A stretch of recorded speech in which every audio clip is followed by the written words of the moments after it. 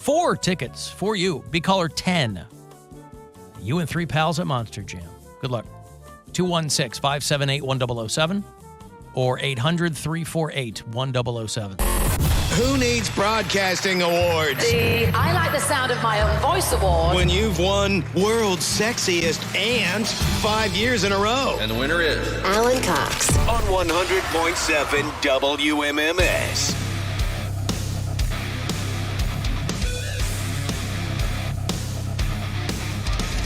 Guardians baseball tonight, 6:10. Right around the corner at Progressive Field. They start up against the Detroit Tigers, first of 3. And then they'll hang out for a bit. The Angels of Anaheim are in town. Next week, the Guardians hit the road. They'll play the White Sox in Chicago.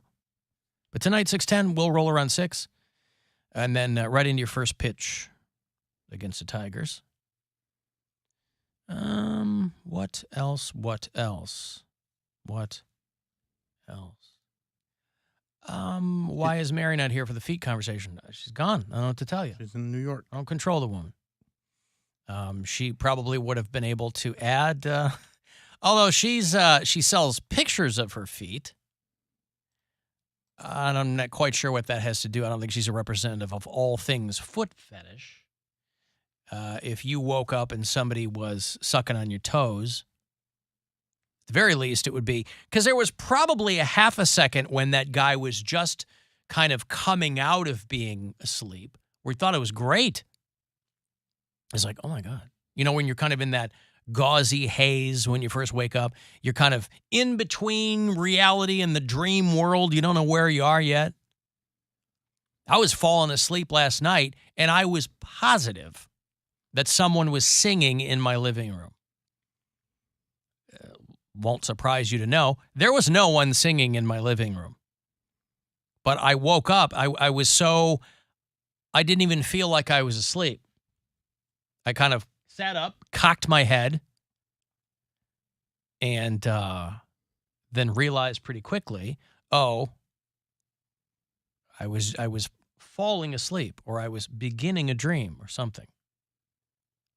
Alan, we just stayed at the Hilton Columbus, and they don't have the latch, just the digital lock. Ooh. Oh, see?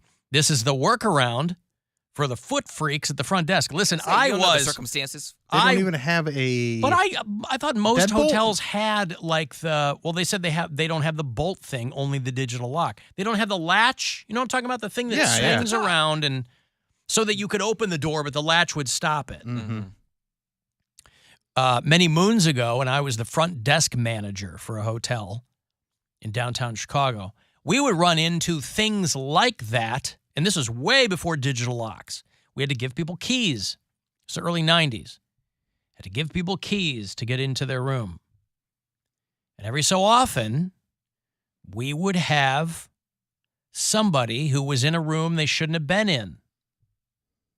I'm not talking about when I, take a lunch break and go whack one out, unbeknownst to anybody. That's the middle of the day. That's not a high traffic time. Shortly after checkout, like that sweet spot between checkout and check-in. A lot of hotels, it's just housekeeping that's in the hallways, but if you know what floor they're on, you can Mission Impossible yourself into a room that nobody's going to be in. But every once in a while, you'd have somebody who would go get the key duplicated, even though it'd say, do not duplicate.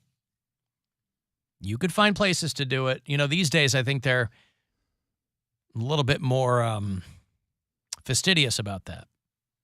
If it says do not duplicate, you can't take it to the Home Depot. You're not going to do it. But you find yourself a disreputable locksmith, or if you know somebody, you can run out, you can clone that key, get right back in there. Also, how did no one catch on to what you were doing? Or were you not the only one doing it? What do you mean catch on? Like, how did they not know you would disappear? Because I'm slick, homie. But you never got caught doing that? No. They never caught? I mean, I didn't do it all the time. I think I did it twice. Okay, well, that's not a lot. Okay. No.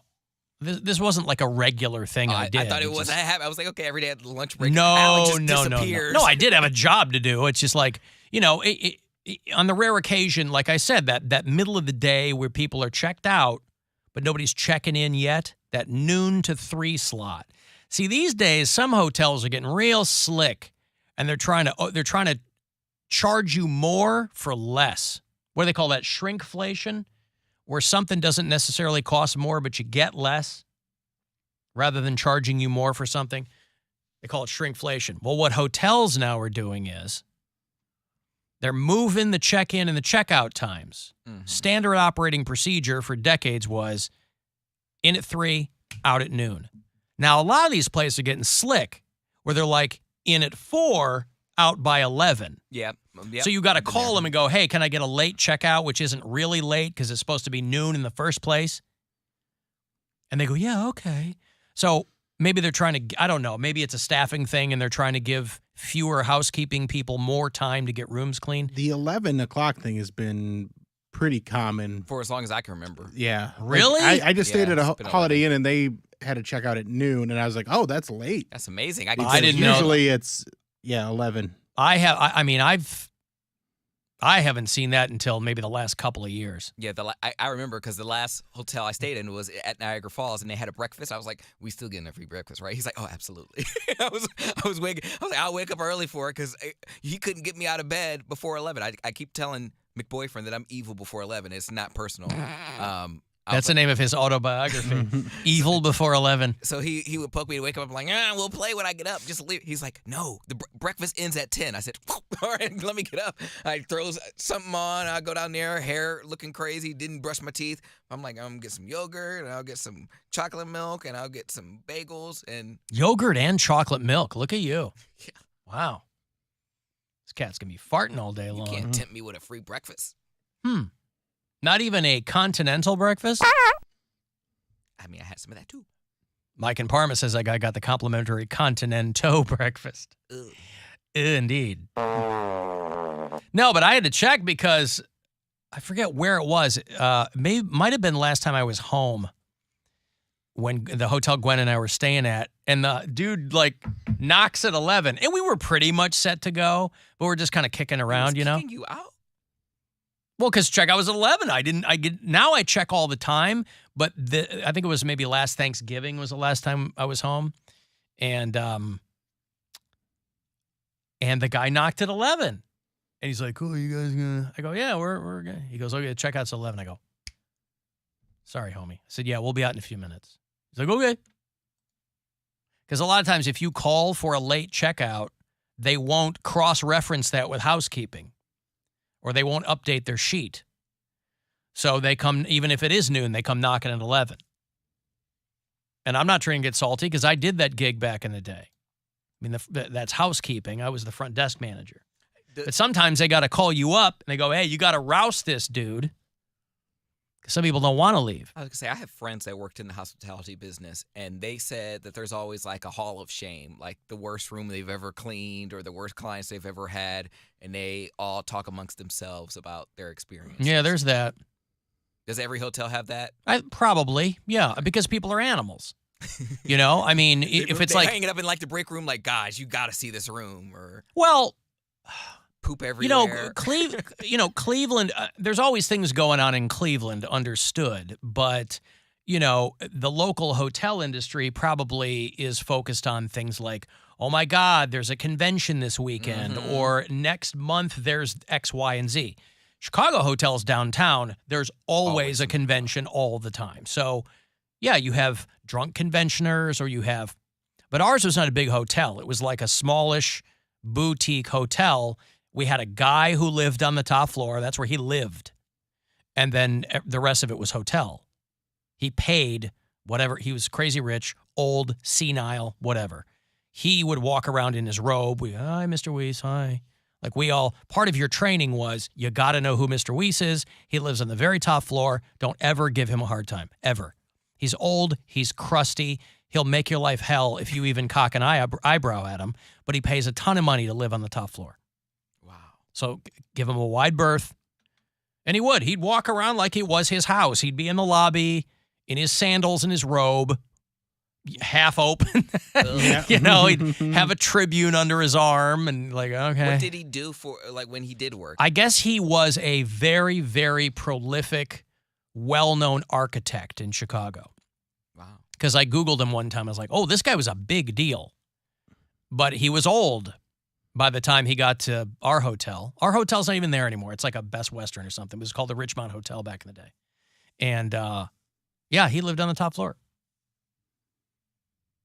But, yeah, it doesn't matter how nice the place is. You're going to have people just being disgusting in their room. Yeah, I mean... People joke about taking a blacklight into a hotel room. Like, don't ever do that.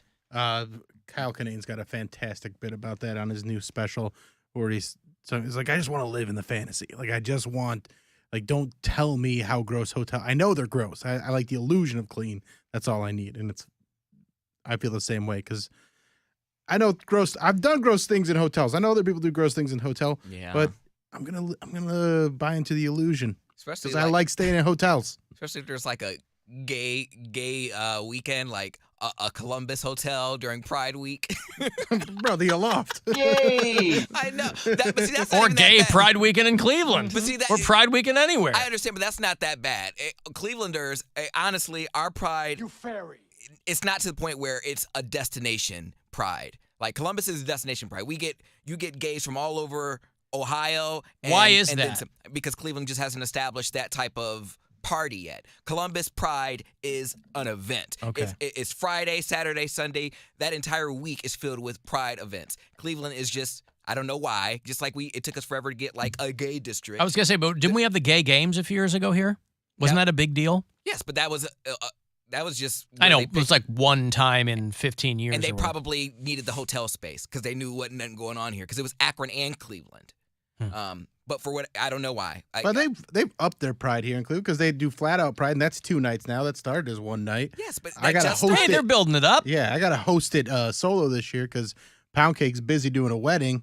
So I got to... I'm black, and I'm I think gay. you did it solo last year because I was busy, and this year I'm hosting Flat Out Pride. Well, I'm gay. Why did I ever get asked to host Flat Out Pride? I think I did ask you to. Do you want to?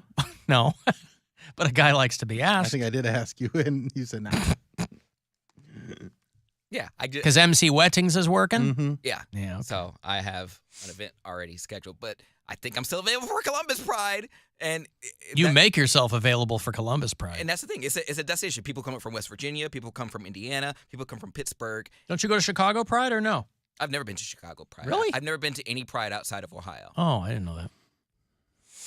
And I make it a festivity when I do go to Pride in Columbus. Like I went with Fancy the last couple times. I've gone with my gays that I lived with at the time. And I know what I did. Fancy got that ghetto hotel. Man, we had to have the heat with us because I was scared. Yeah, but aren't a lot of these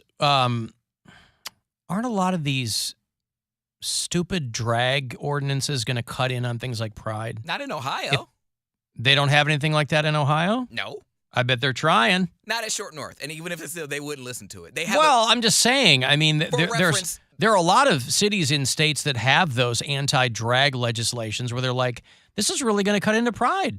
Because no dude is going to want to be on a float with anything even remotely resembling a dress or anything. They're like, I don't want to get hauled off, man. I'm just trying to live my life. No, that's not. I mean, they could, but I just don't think it's going to be a thing. For reference, Columbus itself in Short North has a street named after a drag queen that was on RuPaul's Drag Race. That is like her claim to fame. And she hosted Sounds like a recent renaming. It was. It was just recent, but it's still a street nonetheless. So they're very progressive there. And years past, before I stayed in the sketchy hotel that Fancy booked, we didn't go down with the hotel at all. It was find a guy to sleep in his hotel room. That's exactly what I did. I didn't have a place to go. That you go to Pride. I thought that's just what you do. I didn't know any better. Oh, I mean we go down there, flirt with a guy, and sleep with them, and therefore you have a free hotel stay. I was like, what? You guys don't do that? You guys book rooms in advance? You don't just saunter your way into some rando's hotel room? And that was, again, links back to my anxiety. This is why I'm afraid for myself now. I'm like, now I double and triple check and make sure everything goes through, because I would totally leave with a guy, walking down, go to his hotel room, and my phone would be on like 5%. I'm like, okay, well, I'll just turn my phone off. So if I need it for emergencies, I have some battery left. No one can contact me. No one knows where I went. Hopefully I'll be alive to turn my phone on again. And that's what I And would this do. is all over. I slept with the guy for his hotel room, and it worked. Luckily, nothing bad happened. I got away with it those couple of times. Man, I am not gay. I have relationships with women and sex with men. And I got news for you. That means you're gay. Oh, the great Ice-T. There he is. I like when, like Columbus tourism or whatever. What is the gay neighborhood in Columbus? They just have the Short North Arts District and the Ohio State University campus. Yeah, we have so many gay students that it constitutes a gay neighborhood. See, it was funny because I Pride at OSU coincided during Pride, because I went down, I was there for Pride, and the guy that I stayed with, he was actually there for his cousin's graduation the next day. So he was like, ugh, you got to get out of here. He was like, I got to get ready to go to graduation. I'm like, okay. And I found my once friend car, and I was like, what hotel are you guys in? And then I had to go find their hotel. But yeah, he went to graduation the next day, right before we did the dirty, or right after we did the dirty at Pride. Why's it got to be dirty? I guess the way you guys did it. It was a night of drinking and partying. You should go to it. You should go to Pride Week in Boise. Idaho? Pridaho? Listen, if they don't call it that, they're missing out. Missing out, yeah. That's... You're lucky. That's a freebie. I put the hoe in Pridaho. I've got to take a break. We're going to roll run 6, get you ready for first pitch. Guardians, Tigers, right around the corner at Progressive Field